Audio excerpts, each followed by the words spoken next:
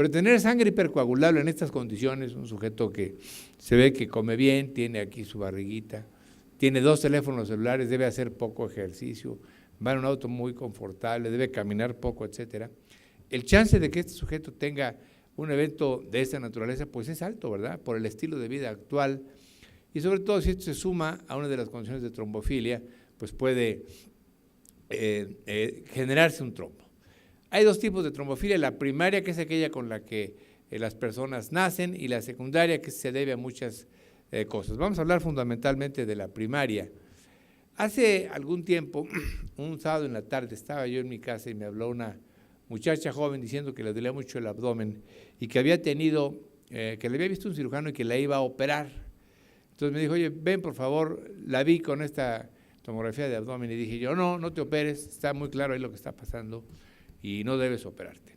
Para aquellos que no sepan qué le pasó a esa muchacha en esa tomografía, les vamos a mostrar que se le tapó la vena mesentérica superior a una muchacha joven. Otro caso de un niño, fíjense, un niño que comenzó con edema de miembros inferiores y resulta que ahí está tapada la vena cava inferior completamente, ¿verdad? A este niño se le recomendó a su mamá que se le dieran anticoagulantes y a la mamá se le olvidó darle los anticoagulantes y el niño se murió. Y en la autopsia, fíjense lo que se encontró: la vena cava inferior totalmente tapada, la vena renal izquierda tapada, la vena renal derecha parcialmente tapada, y el trombo llegaba prácticamente hasta la vena cava inferior. Así es que algo le pasó a ese niño, que se le tapó la vena cava. Y luego, bueno, hay casos también muy notables, como el de este muchacho, que ustedes deben recordar, Carlos Sánchez, un futbolista del América, al que sin razón aparente se le tapa la arteria cerebral media y pues ya saben lo que le pasó. Sus amigos dijeron, vamos a esperar a que se recupere para que vuelva a jugar fútbol. Digo, con medio cerebro infartado es altamente improbable que vuelva a jugar fútbol este muchacho. Y otro caso aún más reciente, ¿verdad?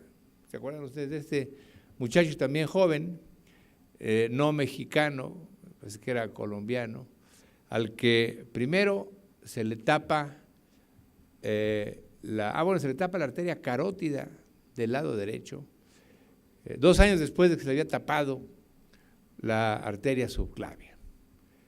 ¿Qué pasó ahí? Pues no supieron, ¿verdad? Y el enfermo finalmente se murió, como ustedes saben perfectamente. Entonces, hay algunos indicadores clínicos de un estado trombofílico, como estos: el sujeto que tiene historia familiar de trombosis, el sujeto que tiene trombosis recurrentes sin factores precipitantes aparentes, el sujeto que tiene trombosis en sitios anatómicos raros, como la subclavia, por ejemplo, de este muchacho, trombosis en jóvenes menores de 40 años, el futbolista aquel, ¿verdad? O bien resistencia a tratamientos antitrombóticos convencionales, lo cual es, yo creo que, más bien raro.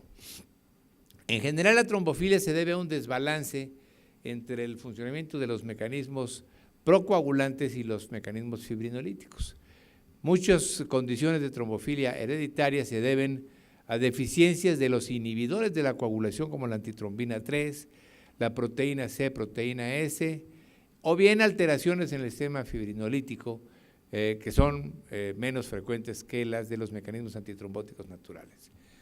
Desde hace 15 años, en la Clínica Ruiz de Puebla, hemos estado interesados en saber por qué los mexicanos tienen trombosis hereditaria o causas de trombofilia primaria en México. Fíjense, en 1990 publicamos esta revisión sobre la proteína C, proteína S y la trombomodulina, que es uno de los mecanismos antitrombóticos naturales cuya deficiencia puede generar trombosis. En 96 esta revisión de resistencia a la proteína C activada como causa de trombofilia.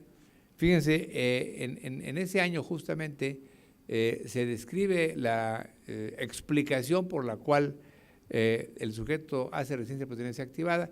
Esta condición la describió Björn Dahlbäck, que está aquí en una fotografía tomada en Punta del Este. Aquí está Ernesto Novoa cuando era joven. Fíjense, el doctor Girolami, que fue el que describió que la razón principal por la que las mujeres que toman anticonceptivos se les trombosan las piernas es porque tienen resistencia a proteína C activada. Y aquí está Jordi Fontcuberta, que es un sujeto que investiga trombosis en España, obviamente en Cataluña, con esos nombres, no podría ser de otro sitio. Entonces, este hombre describe esta enfermedad que es la resistencia a la proteína C activada y él supone que se debe a la deficiencia de una sustancia. Es un fenómeno in vitro realmente muy simple de entender. Cuando uno le pone a un sujeto concentraciones cada vez mayores de proteína C activada, el TTP se va prolongando por los efectos antitrombóticos que tiene la proteína C activada. Pero hay un grupo de sujetos en donde el TTP no se prolonga, se resiste a prolongarse, y esto es lo que se llama la resistencia a la proteína C activada, que es el fenómeno que in vitro describió Björn Dahlback y que luego se encontró que en realidad a lo que se debe esto es a alteración en una molécula del gen del factor quinto.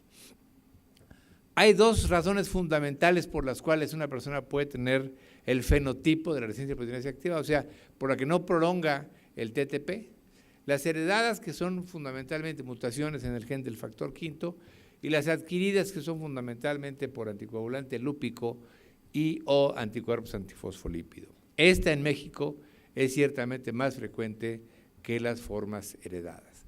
Entonces, lo que Björn Dahlback supuso que era una alteración o una falta de una proteína, en realidad se demostró después por otro bioquímico que se llama Roger Bertina en Leiden, en Holanda, que lo que pasaba era que el factor quinto, que normalmente se corta aquí para hacerse factor quinto inactivo, no se puede cortar porque está mal hecho aquí, no lo puede cortar la proteína C activada, y entonces la vida media del factor quinto activado se prolonga y esto crea una condición protrombótica.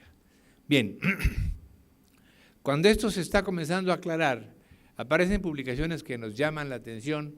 Esta es una pintura de Alberto Durero, es un autorretrato de Alberto Durero. Tiene como 10, ese sujeto seguramente era, debe haber estado muy orgulloso de sí mismo.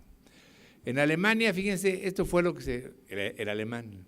Entonces, en esta publicación de 98, en un grupo de sujetos con trombosis, les hacen estudios que hasta entonces se conocían, les miden proteína C, proteína S, hiperhomocistinemia, antitrombina 3, anticoagulante lúpico, y fíjense cómo les encuentran algo más o menos a la mitad de los sujetos a los que les hacen estos estudios, y hay una rebanadota del 51% en donde no les encuentran nada. En Estados Unidos, esto es Marilyn Monroe pintada por Andy Warhol. En las mismas fechas aparece esta publicación en donde vean ustedes otra vez la mitad de sujetos en quienes no se les encuentra alguna cosa cuando se trombosan. Antitrombina 3, que fue la primera que se encontró, realmente muy rara, es la menos frecuente de todas, proteína C, S, proteína C, y resistencia a proteína C activada. Esto se refiere a fenotipo, no a las formas genéticas. Entonces, cuando estas publicaciones aparecen, nos inquietamos y dijimos, bueno, vamos a ver qué está pasando en México con estos estudios. Esto es Diego Rivera, pintado por Diego Rivera. E hicimos este estudio en 100 sujetos en Puebla, trombosados, y ven ustedes, resistencia a proteína C activada 39%, deficiencia de C 5%, DS 2%, ninguno de antitrombina 3 y una rebanada pues parecida a la de los alemanes y a los de Estados Unidos. Esto fue, vean ustedes, en 99 y fue el primer estudio que hicimos de trombofilia primaria en México. Y vamos entendiendo las razones por las cuales los mexicanos se trombosan, pero luego viene la época de la biología molecular. Este es Linus Pauling, el padre de la biología molecular. Entonces, ya no va uno a ver los fenotipos, sino va uno a estudiar los genotipos.